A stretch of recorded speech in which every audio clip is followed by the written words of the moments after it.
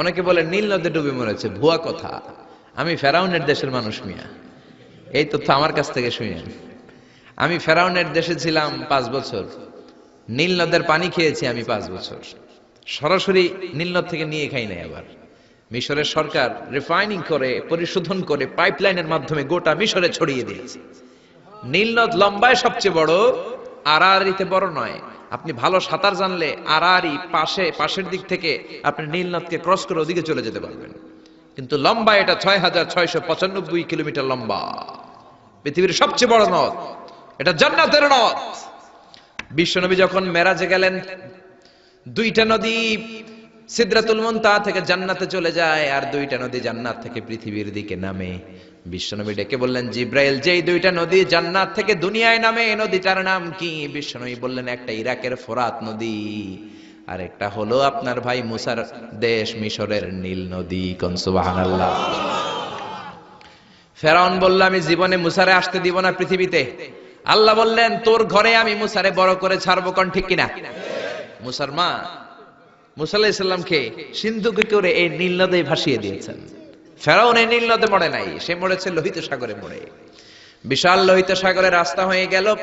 সাইয়েদনা মুসা আলাইহিস সালাম আল্লাহর শুকরিয়া করে বনি ইসরাইলের মুমিন বান্দাদেরকে নিয়ে, তার কর্মীদেরকে নিয়ে, তার অনুসারীদেরকে নিয়ে, তার সদস্যদেরকে নিয়ে রওনা হলেন। দৌড়াতে দৌড়াতে লোহিত সাগরের এই মাথা থেকে ওই মাথা চলে গেলেন। ফেরাউন ইন দ্য মিন টাইমে চলে এসেছে তার বাহিনী নিয়ে। এসে দেখে মাশাআল্লাহ এত সুন্দর রাস্তা, বিশাল ব্রিজ, চমৎকার শক্ত ব্রিজ। বাঁশ টাস দেওয়া হয় নাই, যে ব্রিজের ভিতরে দেওয়া হয়েছে শক্ত রড। এই ব্রিজ দেখে তো মহা খুশি, মনে হয় যেন ওর বাবার টাকায় ব্রিজ বানানো হয়েছে। সে অর্ডার করলো, march on the bridge, march on my soldiers on the bridge and try to reach Musa. আমার এই সামনের ব্রিজটা পার হয়ে যাও, মুসাকে খপ করে ধরে নাও, আল্লাহকে দ্বারা ধরাইতেছি আমি। ফেরাউনের অর্ডার শুনে সেনাবাহিনীরা লেফট রাইট করে মার্চ করতে শুরু করলো। যেতে যেতে ব্রিজের এই মাথা থেকে ফেরাউন সহ সৈনিকেরা যেতে যেতে ব্রিজের মাঝ বরাবর যখন চলে এসেছে, আল্লাহ মুসারে ডেকে বললেন, ও মুসা, অ্যাকশন নেবার মনে চায় কিনা? মুসা নেই বললেন, মনে চায়। অনেক জ্বালাইছে বেয়াদবটা আমারে, ঘুমাইতে দেয় নাই, খাইতে দেয় নাই, খালি হামলা চালায়।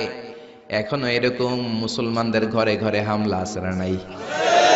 ঘরে ঘুমাতে পারে না, নিজ এলাকায় থাকতে পারে না, অন্য থানায় চলে যায়, অন্য গ্রামে চলে যায়, রাতের ঘুম নাই, আত্মীয় স্বজনের সাথে দেখা নাই। দুনিয়ার বুকে কষ্ট করে যাও, জান্নাতের দরজা আল্লাহ তোমাদের জন্য খুলে রেখেছে। আল্লাহ বললেন, অ্যাকশন নিবার মন চায় কিনা মুসা? মুসা বললেন, অবশ্যই। আল্লাহ বললেন, অ্যাকশন নিতে চাইলে আর দেরি করা যাবে না, লাঠিটা তোলো। সুবহানাল্লাহ কইবেন না?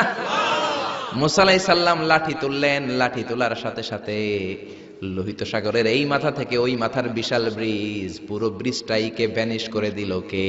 আল্লাহ। উদাও, কোনো ব্রিজ নাই, শূন্যের মধ্যে সবগুলো থপাস থপাস করে পানিতে পড়তে শুরু করেছে। ও মিয়া, লোহিত সাগর এটা বাংলাদেশের পদ্মা যমুনার মতো হবে মনে হয়? তাহলে মেঘনা নদীর মতো? ব্রহ্মপুত্র, কপোতাক্ষ নদ, বিশাল বড় সাগর, কোন কুল কিনারা পায় না। আবার মেঘনা নদীর মতো হলে মিঠা পানির পানি গিলে গিলে খাওয়া যেত। সাগরের পানি কি মিঠা পানি নাকি লোনা পানি?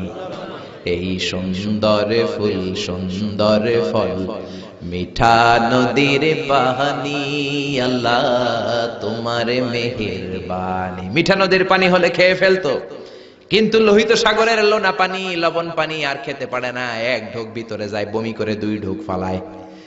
খেতে খেতে খেতে খেতে ফেরাউনের পেটটা এত বড় হয়েছে, আজীবন খেয়েছে মানুষের বাড়ির লাউ, অন্যের বাড়ির কদু, অন্যের বাড়ির খাসির রান। আজকে বেয়াদবের বাচ্চাটারে লোহিত সাগরের লবণের পানির মধ্যে চুবায় কে? আল্লাহ। পানি খেতে খেতে পেট এত বড়। এবার হাত তুলে কয়, আমি ভালো মানুষ। কি বলে? আমি ভালো মানুষ, আমি ঈমান আনলাম। বনি ইসরাইলের লোকেরা যার প্রতি ঈমান এনেছে, মুসার রব, হারুনের রব, ওই আল্লাহর ছাড়া আমি কাউরে মানি না। কত ভালো মানুষ দেখছেন?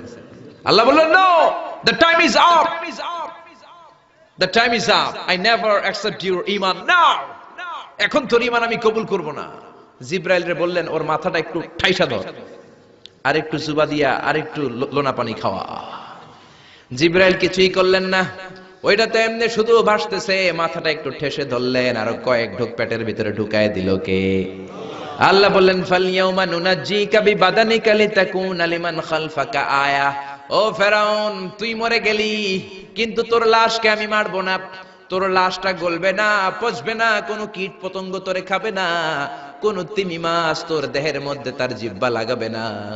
কিয়ামত পর্যন্ত তোর চাচাতো ভাই খালাতো ভাইদের জন্য তোর দেহটারে আমি শুটকি বানিয়ে রাখলাম। আজও ফেরাউনের লাশটা রয়ে গিয়েছে। আমি নিজ চোখে ফেরাউনের লাশ দেখেছি। মিশরের রাজধানী কায়রোর তাহরির স্কয়ারে তাদের যে মিউজিয়াম, ন্যাশনাল মিউজিয়ামের রয়্যাল মমিস চেম্বারে, আমরা তো আজহারের ছাত্র, ফ্রিতে ঢুকতাম, ফ্রি ঢুকছি, ফ্রি লাশ দেখেছি। পুরো দেহটাকে ব্যান্ডেজ করে রাখা হয়েছে। ফেরাউনের চারদিক দিয়ে আমি ঘুরলাম, এমনি রয়েছে এমনি। আমি কই, ফেরাউন চাচা কেমন আছো? কোনো কথা নাই। আমি বললাম, আমাদের লিডার মুসারে তুমি কম জ্বালাও নাই, গ্লাসের মধ্যে তুমি আটকানো। যদি তুমি গ্লাসের ভিতরে না থাকতা, তোমার ঠ্যাং হাত একটাও থাকতো না। কোন ঠিক কিনা? গোটা বিশ্বের মানুষের ঘৃণা, লানত তার উপর। ওই ফেরাউনের মতো এখনো যারা আছে, তারা চলে গেল, তাদের প্রতি এরকম ঘৃণা থাকবে। চিল্লায় বলেন ঠিক কিনা? ফেরাউন চলে গিয়েছে, নমরুদ চলে গিয়েছে, কিন্তু ফেরাউনের চেলারা আছে না নাই? নমরুদের চেলারা আছে না নাই? যুগে যুগে ফেরাউন থাকবে, নমরুদ থাকবে, আর তাদের বিরুদ্ধে আপনাদেরকে মুসা আর ইব্রাহিমের ভূমিকা পালন করতে হবে। চিল্লায় বলেন ঠিক কিনা? এই পৃথিবীটা থাকার জায়গা নয়। ফেরাউন তার জলজ্যান্ত প্রমাণ। অনেকক্ষণ আমি তাকিয়ে রইলাম জাহান্নামের এই নরকিটটার দিকে। শুটকি মানুষ, একটা মানুষ মরে যাওয়ার পরে মাছ যেমনি আমরা শুটকি বানাই, ফেরাউনকে কিয়ামত পর্যন্ত শুটকির মতো বানিয়ে দিয়েছে কে? পৃথিবীতে কেউ তো স্থায়ী হয় না, হোক না সে ফেরাউন কি নমরুদ। কেউ হবে চিরদিন রয় না, কেউ হবে চিরকাল রয় না। জোরে বলেন ঠিক কিনা?